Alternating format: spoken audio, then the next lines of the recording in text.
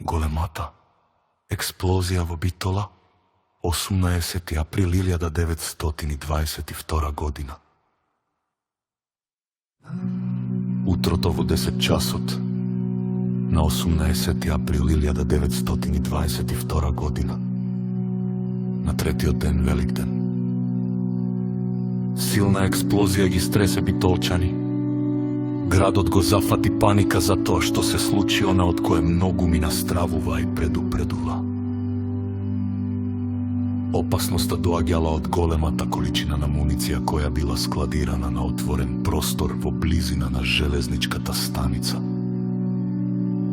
Пред црвената и белата касарна, каде што денес е градскиот парк.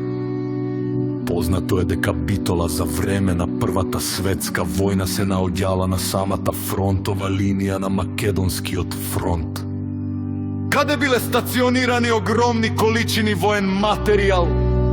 По војната, овој материјал бил собиран и складиран во самиот град.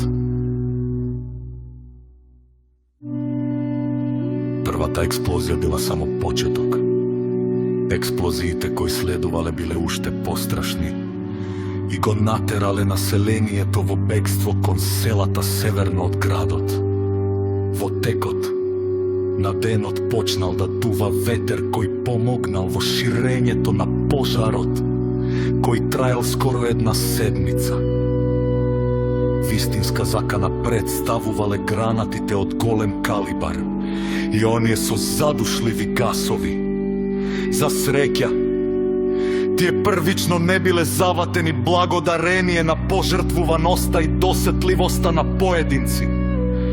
Пожарот бил изгаснат, а градот и преостанатите жители биле спасени. Муницијата била поделена во две групи. Првата група била лесна пешадиска и артилериска. Муниција сместена околу денешната спортска сала. Втората група била тешка муниција и експлозиви во близина на офицерскиот дом.